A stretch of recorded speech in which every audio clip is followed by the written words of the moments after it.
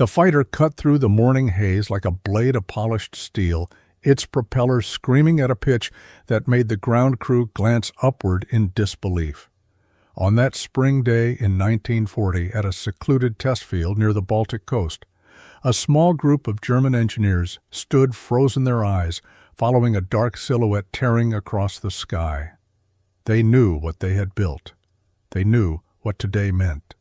But they did not yet understand that this machine, this last-minute gamble of desperate innovation, would become one of the greatest what-ifs in aviation history. And they certainly did not know that decades later, enthusiasts and historians would whisper about it as the aircraft that, at least for a moment, terrified even the fastest Mustangs. To understand why, you have to imagine the sky as it was in those early months of war. The world had not yet seen jet fighters. No Me-262, no Gloucester Meteor. Dominance in the air was still measured in horsepower and courage. The Spitfire and Hurricane were racing to defend Britain. The Bf-109 was carving its reputation into the clouds over Europe. Speed was everything, and every advantage, even a few miles per hour, could mean the difference between living long enough to return to base or spiraling into a burning descent. That day, the stopwatch in an engineer's trembling hand ticked faster than anyone anticipated. The aircraft above them, the Heinkel He-100, completed its pass at a speed the Luftwaffe itself struggled to believe. Documentation would later confirm it, more than 416 miles per hour in level flight. And its experimental variant had already set a world speed record at 463 miles per hour. This was speed that no Allied fighter could match in 1939. Speed that Mustang test pilots years later admitted would have left even the early P-51 variants far behind. Speed that, if deployed in combat in meaningful numbers, could have shifted the balance of air superiority in the opening phase of the war. But on that test field, no one was thinking about geopolitics or strategy. They were thinking about survival. They were thinking about the unstoppable wave of bombers and fighters that Germany expected to unleash across Europe. They believed this machine was the key to securing the skies. The He-100 was not a paper project. It was real flying, breaking records in front of trained witnesses. It climbed harder than expected. It accelerated like nothing in its era. It moved so cleanly through the air that pilots described it as faster than instinct. One American observer long after the war put it more bluntly: if the He-100 had entered service in 1940, the early Mustangs would not have caught it. They would not even have come close. But this story is not just about speed. It is about the thin lines between innovation and politics, brilliance and betrayal, what a nation can build and what a nation chooses to build.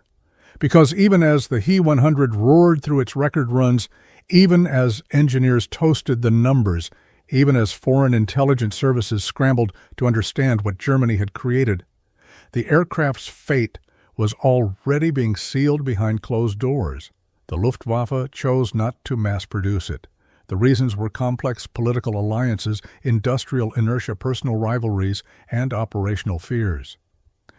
When the decision was announced, many of the engineers believed it had to be a mistake. They were told to stay quiet. They were told to stand down. Some of them cried. Before all that, though, there was only the sound of the aircraft passing overhead.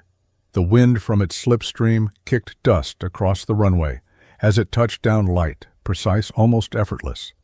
The pilot climbed out, helmet under his arm, grinning like a man who had tasted the future. In his logbook, he wrote only a single line: "We went faster than they will believe." And he was right. For years, the world refused to believe it. Allied intelligence underestimated the aircraft, then overestimated it, then misunderstood its true nature entirely. During the war, rumors spread that Germany had deployed dozens, even hundreds of these high-speed interceptors. Pilots claimed to have seen mysterious Heinkel fighters slicing through formations. Most of those sightings were misidentifications. A few were not. The truth is far stranger, because the He-100 existed at the edge of reality, too real to dismiss, too rare to classify, too fast to ignore. It became a ghost in the sky, a machine that lived between propaganda and potential. Today we can finally reconstruct what happened. We can trace the data, the politics, the engineering, and the consequences. And we can ask the question that matters. What if the Luftwaffe had chosen differently? What if the fighter that frightened Mustang engineers and forced Allied planners to rethink their assumptions had actually gone to war in large numbers? Right now, before we continue, I want to ask you directly, do you believe that a German fighter in 1939 could really outrun the fastest early Mustangs and rewrite the race for air superiority? If you think yes, comment the number 7. If you think no, if you believe Mustang supremacy is unquestioned, hit the like button. And no matter your stance, subscribe, so you don't miss the next episode, because what happens next in this story is not just surprising, it is almost unbelievable. This is the beginning of the truth about the He-100, the last-minute fighter that should never have been forgotten. To understand why the He-100 emerged at all, and why its existence unsettled the Allied planners, years later we need to step back to the late 1930s, a moment when the world was sliding toward total war, and the shape of that war was being defined in wind tunnels, drafting rooms, and factory floors long before the first bomb fell. The nations preparing for conflict had one shared belief: the next war would be decided in the air. And in that era, before jets rewrote physics, the single most valuable currency in aerial combat was speed. Every nation knew it, and every aircraft designer chased it with near-religious intensity. In 1938, the fastest operational fighters in the world hovered around the mid-300-mile-per-hour range. Britain had the Spitfire Empire, topping out around 355 miles per hour. Germany fielded the Bf-109E, remarkably close, at about 354 miles per hour. The Soviet Union's newest designs barely touched 350. France, despite innovative engineering talent, lagged behind with fighters in the low 330s. In this environment, even a 10-mile-per-hour increase could shift the front-line balance. A 20-mile-per-hour jump could completely redefine air combat. That was the world into which the Heinkel He-100 was born, a world where speed was destiny, and the nation that held the fastest fighter might hold the skies themselves. Germany in particular felt the pressure.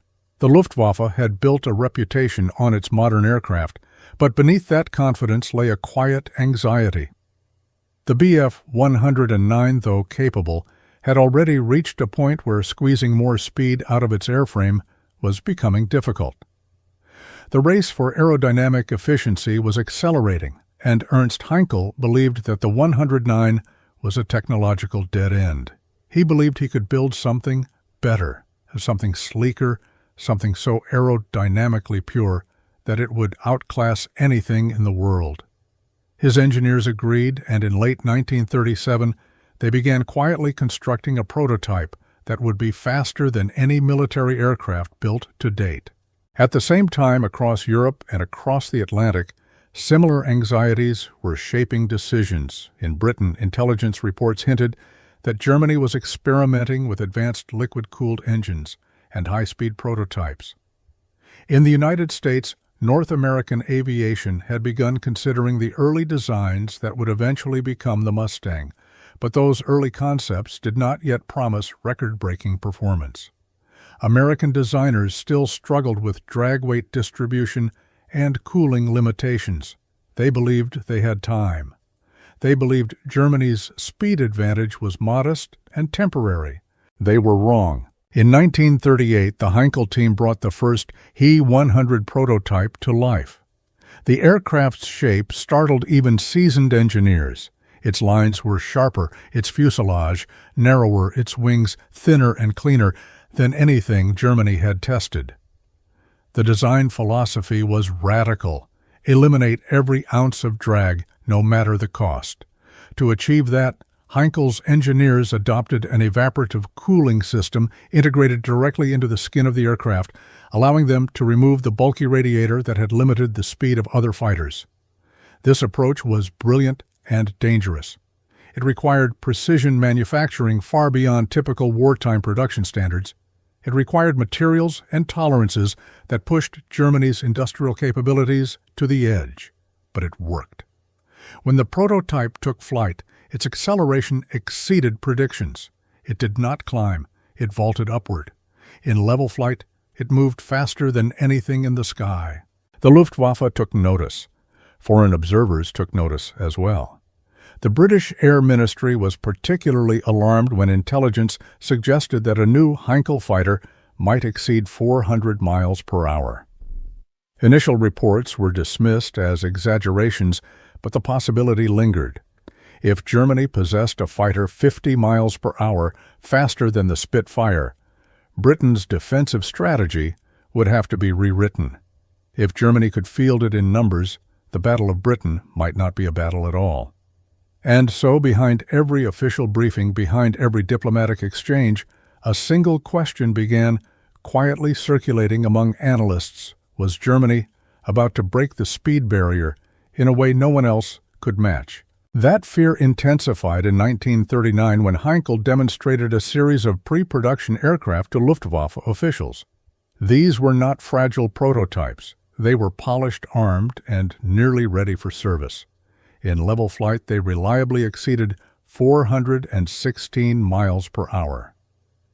With the right conditions and an experimental engine test pilot, Hans Dieterle pushed one variant past 463 miles per hour, setting a world speed record. For a moment, Heinkel stood on the edge of triumph. For a moment, the skies of Europe seemed destined to belong to a machine that almost no Allied fighter could outrun. But the story became more complicated when politics entered the picture because speed was only one part of the war Germany wanted to fight. The Luftwaffe leadership faced a dilemma: produce a brand-new fighter that required delicate manufacturing and untested cooling systems, or continue relying on the Bf 109, an aircraft already deeply embedded in Germany's production infrastructure. The He 100 was faster, objectively better in many performance categories, but it was also unfamiliar, maintenance-heavy, and reliant on techniques that Germany feared it could not mass-produce during a prolonged conflict. And so in a moment that still baffles historians, the decision was made to deprioritize the He 100, not because it lacked potential, but because the war machine Germany was building valued industrial convenience over absolute performance. The engineers at Heinkel could not believe it. Allied intelligence officers refused to believe it. Even today, many aviation scholars hesitate to accept that a fighter so advanced was sidelined at the precise moment Germany needed it most. Before we move on, I want to ask you again, do you think the Luftwaffe made a historic mistake by rejecting the fastest fighter they had? If you believe yes, comment the number 7. If you think they were right to keep the Bf 109 for industrial reasons, hit the like button. And if you want the full truth about the political battle behind this aircraft, make sure you subscribe, because what happens next reveals a power struggle inside the Luftwaffe that few people ever hear about. The Heinkel factory at Rostock-Mariennähe did not look like the birthplace of a revolution. It looked like any other German aircraft plant of the late 1930s, rows of metal frames, the smell of machining oil, the clatter of riveting guns, echoing through cavernous halls. But behind the ordinary sounds of war production, a small team of engineers was quietly rewriting the rules of fighter design. They believed with an almost defiant certainty that speed was the last great frontier of piston-powered flight. They believed the nation that conquered drag would conquer the sky. And above all, they believed they were building the fastest fighter the world had ever seen. The He 100 did not emerge from a standard competition or a government directive. It emerged from a conviction inside Ernst Heinkel's mind, a conviction born from years of frustration.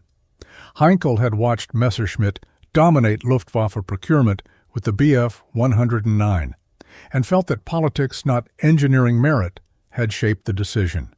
He believed he could outperform the 109 in every category that mattered.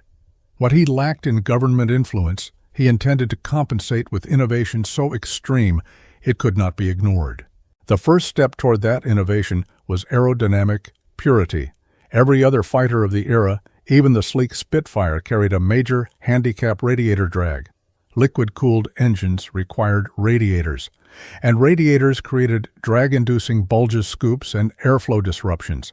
Even the famous Meredith effect, which helped the P-51 reclaim some of its lost efficiency, could not entirely eliminate the aerodynamic penalties. Heinkel's engineers wanted to remove the radiator system altogether. They turned instead to an idea that seemed almost impossible, a surface evaporative cooling system that used the aircraft's outer skin to dissipate heat from the engine. It was a radical leap. It meant the He-100 would carry almost no external cooling features. Its skin would act as a heat exchanger, its surface temperature rising as the engine worked harder. The result was a fuselage and wing profile so clean that airflow studies showed it produced less drag than any contemporary fighter in Europe. But this system created an engineering burden. The surface panels had to be built to a precision that verged on obsessive. Even a minor dent or manufacturing flaw could disrupt the cooling balance. The construction team worked at tolerances far beyond typical wartime production, often hand-fitting components that other factories would stamp in bulk. The process was slow, but when the first prototype rolled out in early 1938, even the flight line crews could sense it was something different. They had never seen a fighter so smooth, so narrow, so refined. It looked less like a machine built for combat and more like a device built to outrun the air itself. When the aircraft took flight for the first time, test pilot Gerhard Nitschke was stunned by the acceleration. He expected good performance, but what he experienced felt unreal. The aircraft did not strain or vibrate under high power settings.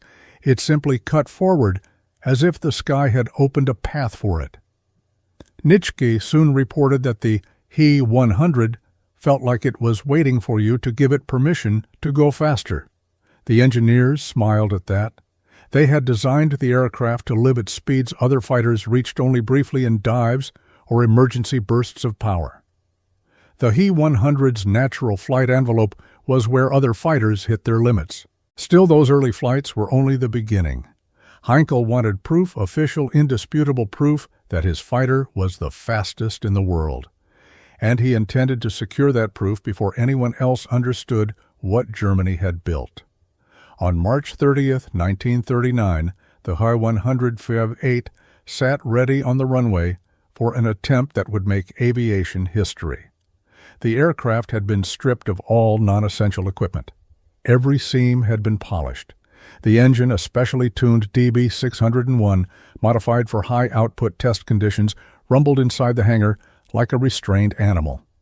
Outside, Luftwaffe officials and company representatives gathered with clipboards and stopwatches. They expected a demonstration. They did not expect a world record. When Hans Dieterle climbed into the cockpit, he knew the risks. Pushing an engine past its limits meant flirting with mechanical failure.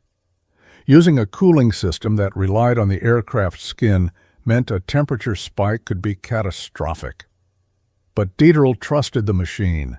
He sealed the canopy, advanced the throttle, and felt the He-100 surge forward. What happened next entered aviation lore. On his timed passes, Dieterle reached speeds no piston-powered aircraft had ever achieved. Official measurements recorded 746.6 kilometers per hour, 463.9 miles per hour, shattering the previous world record. No fighter on Earth came close. For a brief moment, the He-100 was the fastest aircraft ever built, and it had done so not through brute force, but through elegance, discipline, and aerodynamic mastery. The Luftwaffe representatives stood stunned. Some clapped. A few whispered that this was the machine Germany needed. Heinkel himself, though outwardly composed, allowed a rare moment of satisfaction. His vision was vindicated. News of the record spread quickly, and foreign intelligence agencies scrambled to understand what Germany had achieved. The British Air Ministry quietly commissioned detailed aerodynamic studies to guess how Heinkel had done it. The Soviet Union, alarmed by the speed numbers, requested technical data under the guise of a trade inquiry. American aviation journals speculated wildly, with some claiming Germany had discovered new propeller technology or experimental fuels. But none of them understood the real secret of fighter so meticulously shaped that drag was almost an afterthought. Inside the Heinkel factory, the mood was triumphant but tense. The engineers knew that building prototypes and breaking records was one thing. Convincing the Luftwaffe to adopt the aircraft was another. They worked tirelessly to refine the design, expanding the cooling capacity, improving cockpit ergonomics, and preparing small batches for potential evaluation squadrons. They believed the speed record would force the Luftwaffe's hand. They believed their achievement could not be ignored. But outside the engineering floor, forces were already moving against them. The record had drawn attention, but it had also drawn scrutiny. Messerschmitt's leadership viewed the He-100 as a threat, and the Reich Air Ministry saw it as a complication, at a time when Germany's industrial resources needed focus, not fragmentation.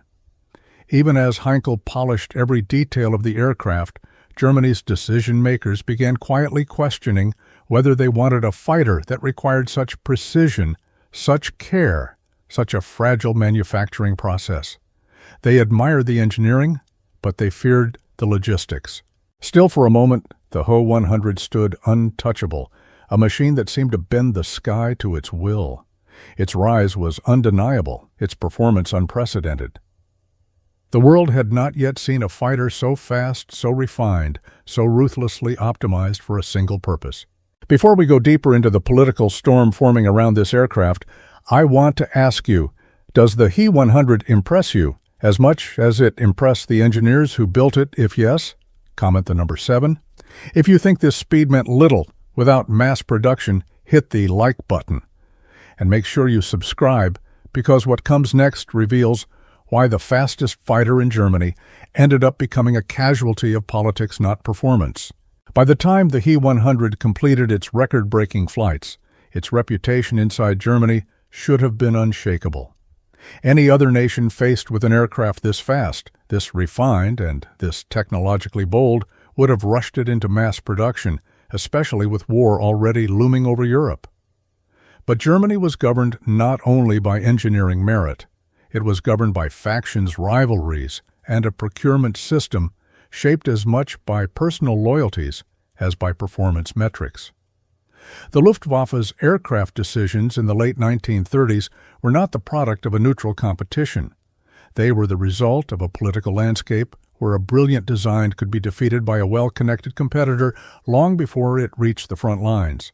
The roots of the problem lay in the Reich Air Ministry, the RLM, where the top positions were dominated by men who had already tied their reputations to the Messerschmitt Bf 109. The 109 was not merely another fighter. It had become a symbol of early German rearmament and a centerpiece of propaganda demonstrations. Reverting to a new design would mean acknowledging the limitations of a machine that political leaders had already praised as the pinnacle of German engineering. It did not matter that the 109 was reaching the end of its aerodynamic growth. It did not matter that the He-100 surpassed it in almost every measure of raw speed. What mattered was stability, predictability, and political safety. Behind closed doors, the decision-makers voiced concerns about production. The He-100's evaporative cooling system required intricate manufacturing steps that could not easily be adopted across existing assembly lines.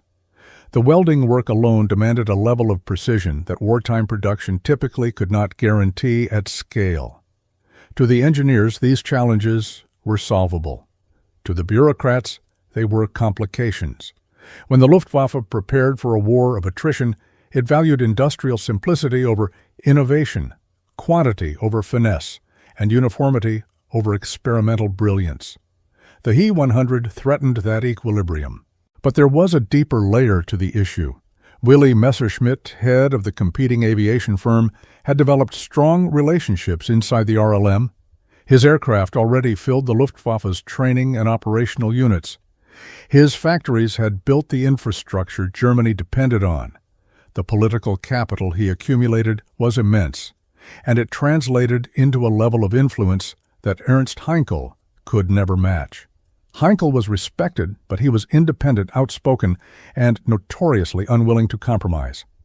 Messerschmitt, by contrast, played the political game with the skill of a strategist. If the RLM had to choose between supporting the established workhorse and the upstart Challenger, it was always going to choose the safe option. The He-100, no matter how fast, was the Challenger. This tension escalated in early 1939 when procurement officers from the Luftwaffe conducted a formal evaluation of the He-100.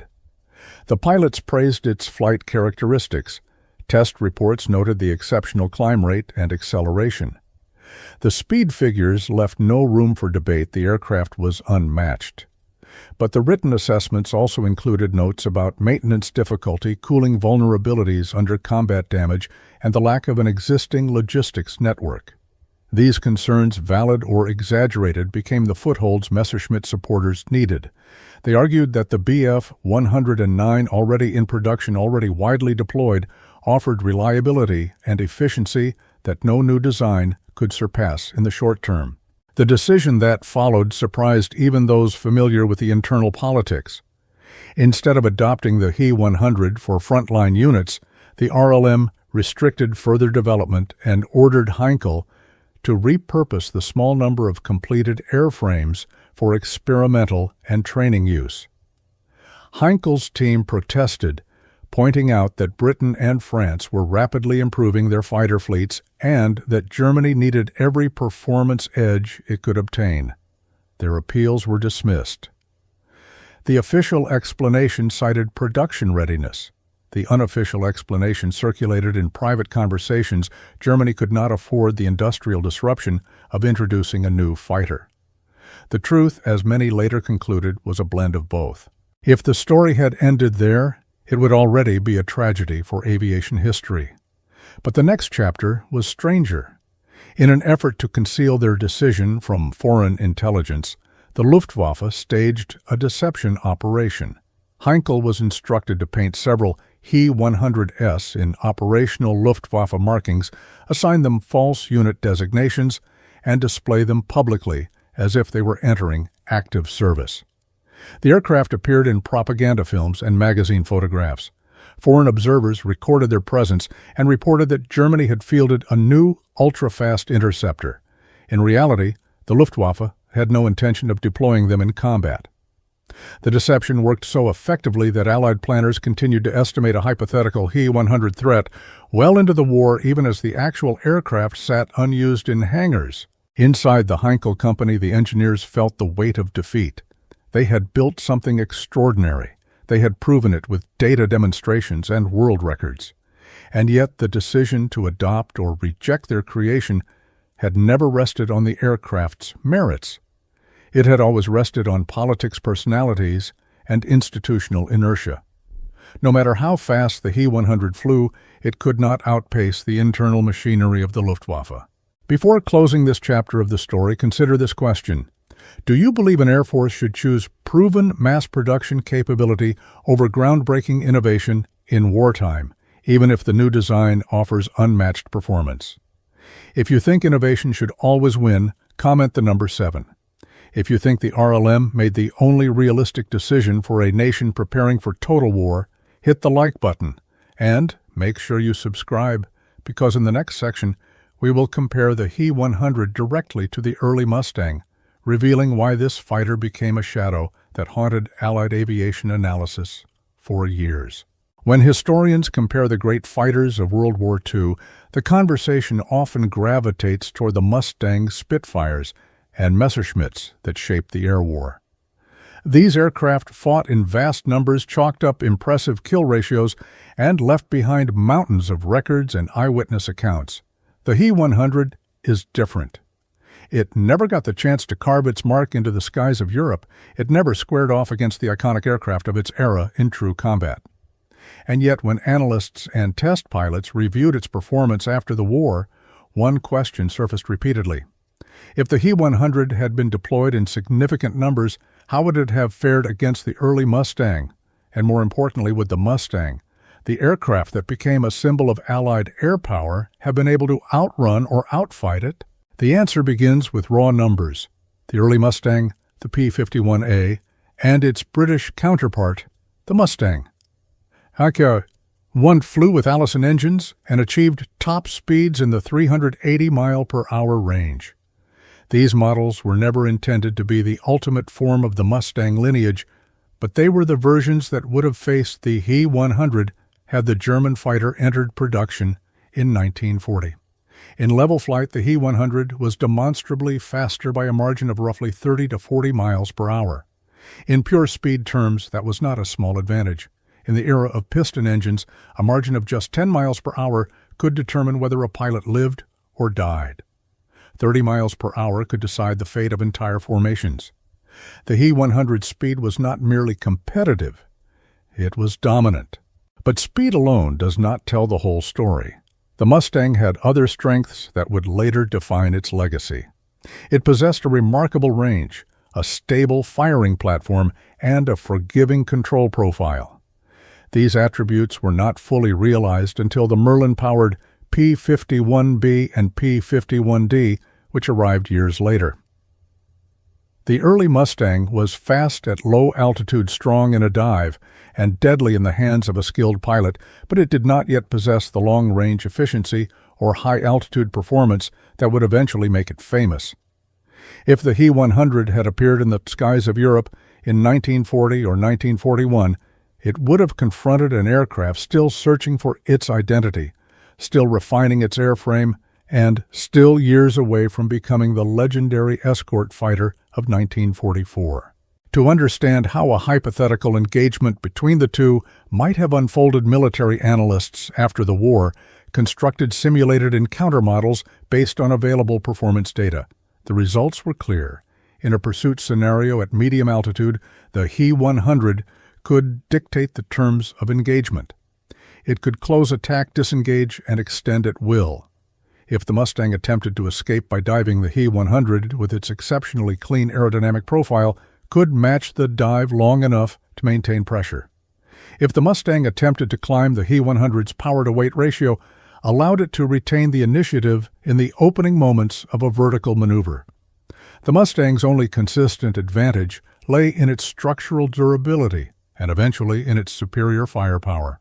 But combat is more than diagrams. It is a sequence of fractions, instincts, and decisions that unfold under crushing stress.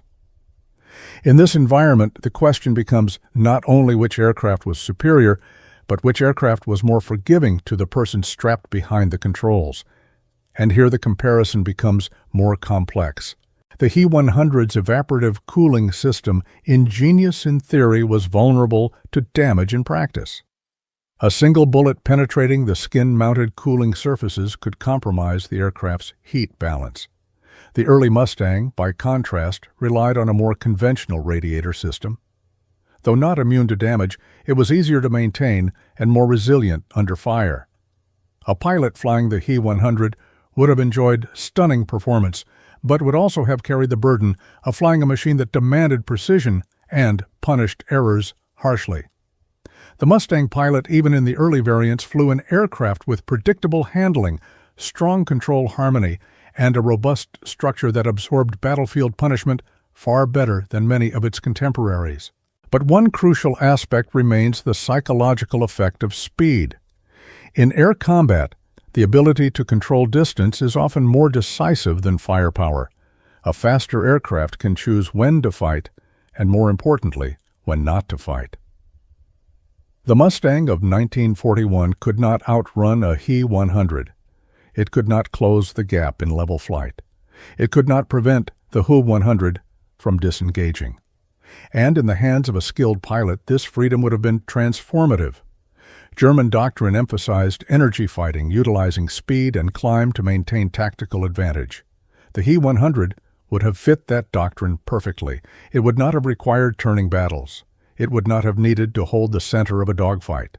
It would have attacked from superior energy states, executed high-speed slashing passes, and escaped before the Allied pilot could respond. In one reconstruction conducted after the war, British analysts examined what would have happened if RAF reconnaissance Spitfires had encountered He-100S during the Battle of Britain. The analysts concluded that the Spitfires, which relied heavily on speed to evade interception, would have been at severe risk. Substitute early Mustangs into the same scenario, and the result is similar. When the He-100 dictated the fight, its opponents suffered. Even American test pilots acknowledged this. When captured, He-100 airframes were evaluated. After the war, several pilots remarked that the aircraft's speed was unsettling. One described the sensation vividly. If this thing had shown up over France in 1940, we would have been trying to solve a problem we didn't know how to address. Yet the Mustang possessed something the He-100 never did: long-term potential. While the He-100's cooling system left little room for operational evolution, the Mustang's design invited refinement. When the Packard-built Merlin engine was fitted to the P-51, the transformation was dramatic. The aircraft leapt into the mid-400-mile-per-hour range, matched the climb performance of its rivals, and extended its operational radius to unprecedented distances.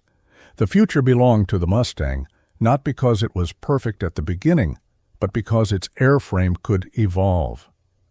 The He-100, locked into a system that demanded perfection, could not. So the hypothetical duel between the two fighters illustrates a deeper truth. The He-100 was a sprinter capable of outrunning anything in its generation, but built on a fragile foundation. The Mustang was a distance runner, growing stronger over time until it surpassed every piston fighter in its era. In 1940, the He-100 would have been feared.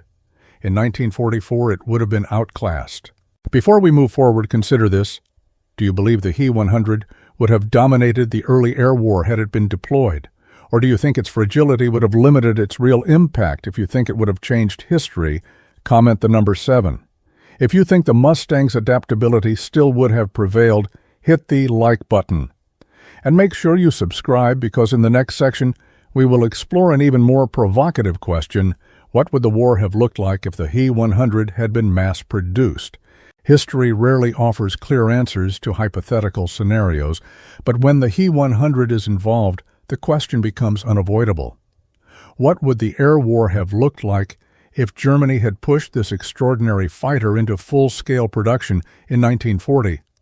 The evidence we possess, performance data, industrial records, operational doctrine, and the timing of key events, allows us to sketch a picture that is not fantastical, but rooted firmly in what was truly possible. And that picture is both compelling and sobering, because the He-100's potential impact lay not only in its speed but in the timing of its emergence. To understand this alternate path, the first point to consider is the Battle of Britain. In the summer of 1940, the Luftwaffe entered the campaign with approximately 900 serviceable Bf-109s. These fighters were fast, agile, and lethal, but they faced two critical disadvantages: limited range and the inability to decisively outrun RAF interceptors. The He-100 could not solve the range problem, but it could have fundamentally changed the speed equation. Had Germany managed to deploy even 200 He-100s during the early months of the campaign, an ambitious but not impossible figure based on Heinkel's production estimates, RAF Fighter Command would have faced an interceptor capable of leveling the playing field in unexpected ways. The first and most immediate effect would have been on RAF reconnaissance. High-speed Spitfires and specially modified Hurricanes often relied on outrunning German fighters to complete their missions. A He-100 flying at 416 miles per hour could have intercepted many of these aircraft before they reached safety. The loss of reconnaissance assets would have impacted Britain's ability to anticipate Luftwaffe movements, weakening a defensive system that relied heavily on early detection. The second effect would involve German bomber escorts. While the Bf-109 was forced to fight at the limits of its endurance, the He-100, despite its short range, would have provided rapid response cover during key phases of the battle. Its speed allowed it to reach engagement zones faster and to exploit moments of tactical advantage by diving into combat, delivering concentrated bursts of fire, and withdrawing before RAF fighters regained the initiative. The He-100 would not have replaced the Bf-109 in this role, but it would have become a complementary high-speed interceptor, introducing an element of unpredictability that RAF controllers would have struggled to counter. Yet the third effect, psychological shock, might have been the most powerful. The RAF, accustomed to fighting the 109 on nearly even terms, would suddenly face a machine capable of setting combat parameters at will. Pilots who relied on outrunning their opponents would find themselves unable to escape. Squadron leaders, already strained by the tempo of combat, would have been forced to rethink defensive formations on the fly. In a battle where morale mattered as much as machinery, the presence of a German fighter that outran even the best British aircraft could have sown doubt at a crucial moment. Still, even in this alternate scenario, the He-100 could not have won the Battle of Britain. The campaign's outcome hinged not on speed, but on strategy, logistics, and geography. The He-100 had no answer for the Luftwaffe's greatest weakness, insufficient range to escort bombers to London and back. The British radar network would still have detected incoming raids. The RAF's vast network of airfields would still have offered resilience. And the He-100's maintenance demands would have strained Germany's already pressured ground crews. No amount of speed could repair the strategic miscalculations that defined the Luftwaffe's approach. The impact becomes more interesting when we turn to 1941 and 1942. On the Eastern Front, where vast distances and rapid operational shifts defined the fighting, the He-100 would have faced both opportunities and severe challenges. Its cooling system, sensitive even under ideal conditions, would have suffered in the dust, cold, and mud of the Soviet theater. But its speed could have devastated the early waves of Soviet reconnaissance aircraft and bombers. In the chaotic opening months of Operation Barbarossa, an influx of He-100S might have accelerated the collapse of Soviet air operations by enabling interceptions that even the swiftest Bf-109S sometimes struggled to achieve. In Western Europe, the aircraft's presence could have complicated Allied intelligence-gathering missions. High-speed British reconnaissance flights over occupied territory would have faced a credible threat years earlier than they did historically. The He-100's ability to climb rapidly and reach photographic aircraft at altitude would have forced the Allies to allocate more resources to escort and deception measures. But even here, the He-100's glaring weakness emerges.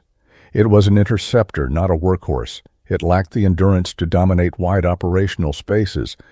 It lacked the ruggedness to survive the attrition warfare that defined the latter half of the conflict. And its reliance on precision-built cooling systems meant that Germany's industrial network, already strained by material shortages and Allied bombing, would have struggled to sustain large-scale production by 1942. The aircraft could have made a powerful impact early, perhaps even a shocking one, but it was not built for the long war that ultimately unfolded. The most realistic conclusion is that a mass-produced He-100 would have altered the air war's early tempo, but not its final direction. It would have inflicted sharper losses, introduced tactical surprises, and challenged Allied planning. But the same factors that doomed Germany, historically ranged limitations, industrial inefficiency, fuel shortages, and strategic overreach, would still have overshadowed the aircraft's advantages. Before we move on, consider this question. Do you believe the He-100 would have changed the early months of the air war if it had been deployed in 1940? If yes, comment the number 7. If you believe the aircraft's limitations would have kept its impact, modest, hit the like button. And make sure you subscribe, because in the next chapter, we will examine the final stage of this aircraft's story, its disappearance, its legacy, and the quiet sorrow of the engineers who watched their masterpiece fade into obscurity. By 1942, the He-100 existed in a strange twilight between reality and myth. It had set records, stunned engineers, and stirred fear among foreign intelligence analysts, yet it never appeared in the numbered squadrons of the Luftwaffe. The aircraft that had once threatened to redefine the speed race instead drifted toward obscurity, its remaining airframes scattered among test units, propaganda studios, and export crates bound for distant allies. The world's fastest fighter had become a ghost, haunting a war that no longer seemed to have room for it. The decision to limit the He-100's deployment had been made quietly, but its consequences unfolded slowly and painfully inside the Heinkel Company. The engineers who had crafted the aircraft with such precision felt the disappointment long before the wider aviation community ever heard a whisper of it. Some recalled walking through the assembly hall at Marianeje and seeing the unfinished airframes sitting under sheets, their polished surfaces catching the light like relics of an abandoned future. They had expected these machines to define a new era of air combat. Instead, they became symbols of what happens when innovation collides with bureaucracy. Yet even as production halted, the Luftwaffe found a curious use for the aircraft deception. Several He-100S were repainted in standard fighter camouflage, fitted with fictional unit markings, and photographed taxiing on airfields beside frontline aircraft. These images appeared in newsreels and propaganda magazines, misleading both domestic audiences and Allied observers into believing the Luftwaffe possessed a new high-speed interceptor in operational service. The ruse worked. Allied intelligence documents from 1940 and 1941 reference sightings of He-113SA designation created to deepen the confusion. Some RAF pilots even reported engagements with what they believed were He-113S, unaware that these encounters were likely misidentified Messerschmitts or simple illusions formed in the haze of combat. The He-100's greatest battlefield presence existed not in the sky, but in the imagination. Outside Germany, however, a handful of He-100S did take flight. The Soviet Union received a small batch for evaluation, and test pilots at the Central Aerohydrodynamic Institute flew the aircraft extensively. Their reports were blunt. It was astonishingly fast, dangerously demanding, and unmistakably ahead of its time. Japanese engineers also inspected several examples, hoping to glean insights into high-speed aerodynamics as they prepared to modernize their own fighter designs. In these foreign hangars, far from the political struggles of the Reich, the He-100 was evaluated with a clarity it rarely received at home. Almost universally, test pilots agreed that its performance bordered on the unbelievable. But the aircraft's structural fragility and complex cooling system posed challenges that no army fighting a long, grinding war could accept. Its weaknesses, minor in peacetime trials, would have been magnified tenfold in operational conditions. Dust shrapnel, hurried repairs, and inexperienced ground crews would have pushed the aircraft past its stability margins. It was a masterpiece built for a perfect world that never existed. As the war dragged on, Heinkel shifted focus to bombers and jet projects. The He-100 disappeared into storage rooms, test bays, and scrap yards.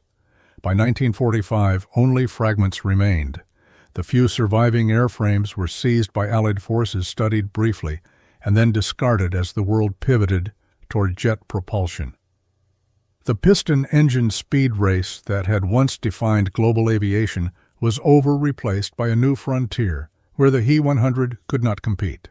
Yet the legacy of the aircraft outlived its short operational life. In the decades following the war, historians, pilots, and aviation engineers revisited the data, the test reports, the intelligence briefings, and the surviving photographs. They recognized that the He-100 represented not just a technological achievement, but a crossroads. It was the moment when Germany could have pursued a leap forward in fighter performance, the moment when political influence outweighed engineering brilliance, the moment when the future was visible, but not taken. And perhaps that is why the He-100 continues to fascinate. It embodies the paradox at the heart of wartime innovation.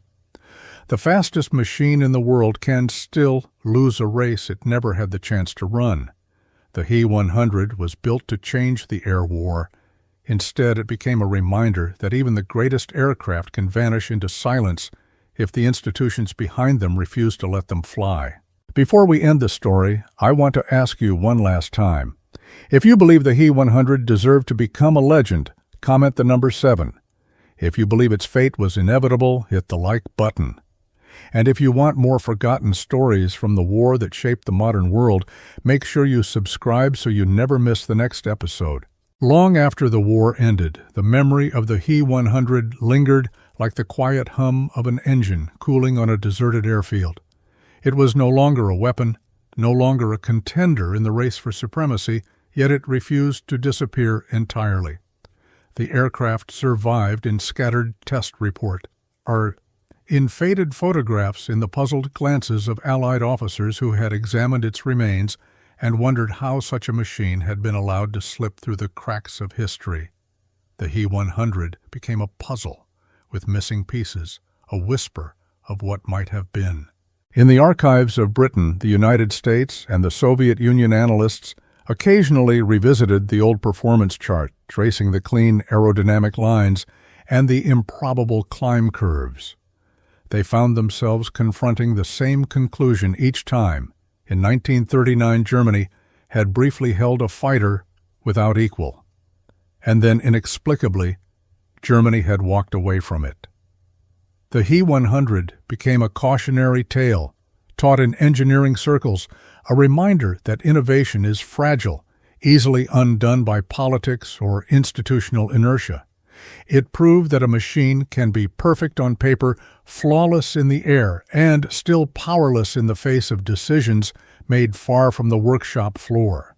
For aviation historians, the aircraft offered something else, a sense of melancholy. Most great fighters of the war earned their place in history through combat scars and stories. The He-100 earned its place through absence. It was defined not by what it did, but by what it never had the chance to do. There is a weight to that kind of legacy, a silence that forces us to imagine the battles it never fought, the pilots who never flew it in anger, the squadrons that never formed around its sleek silhouette. And yet in that silence there is a strange kind of immortality.